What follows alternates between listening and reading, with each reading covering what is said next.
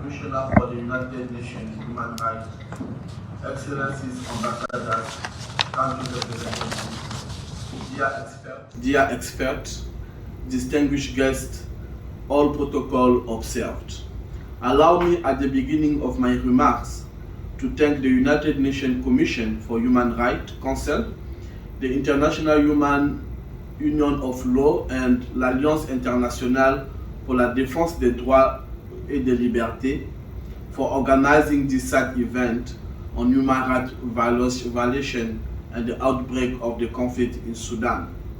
Allow me also to extend my sincere thanks to all of you for your presence here today to discuss on subject of great importance for our continent.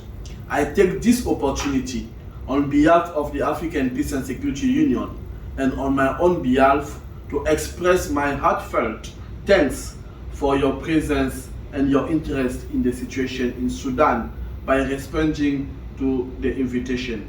It is therefore a great pleasure for me to take the floor in my capacity as chairperson of the African Peace and Security Union to wish you all a cordial welcome to this session held in Geneva on this day of 16 July 2023.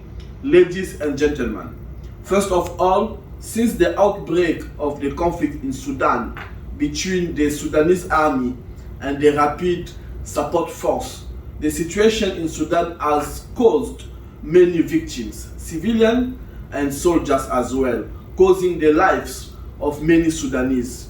In their memory, I ask you to stand up and observe 1 minute of silence.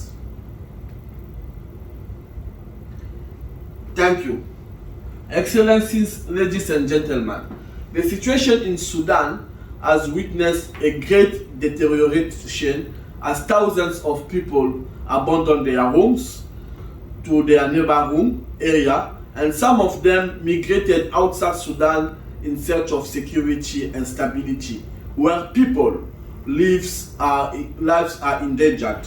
According to the statistic, the Sudanese crisis has held to clashes spread in more than 2 out of 18 Sudanese states, with more than 700 dead, 5,000 injured, and 100,000 displaced, mainly in Khartoum, in the northern state, Blue Nile, North Kordofan, and in Darfur.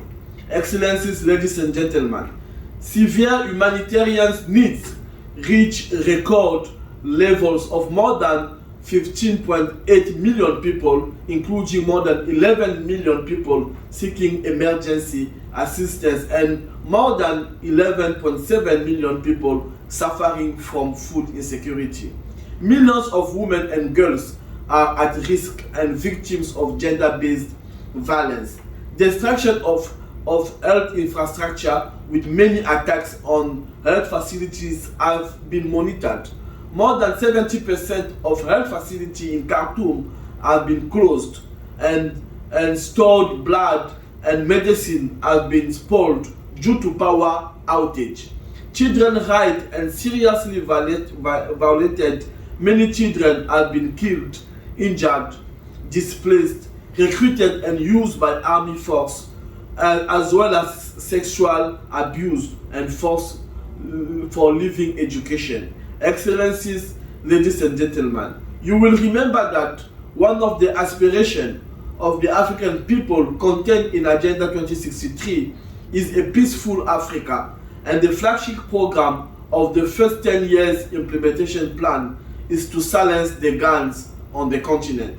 From this perspective, the preservation of peace depends not only on the political, economic, or military contribution, but above all, to the active and deep commitment of Sudanese in particular and Africans in general, united in their social relations and multifaceted diversity. Yes, the importance of promoting peace, which is set of attitude and behaviors that reflect respect for life, human being and their dignity, which must be disseminated and practiced by everyone. On this point, We therefore condemn in all its form and promote adherence to the principle of freedom, solidarity, and tolerance between people. We condemn therefore the violence. I seize this opportunity to launch a solemn call for a lasting ceasefire in Sudan in order to give dialogue and negotiation a real chance. It is also necessary to underline that Africa must be involved in the search for a solution to the Sudanese crisis. Let's remain vigilant so that the barbary is forever silenced in Sudan. We urge all parties to exercise restraint and get back to the table of negotiation as soon as possible.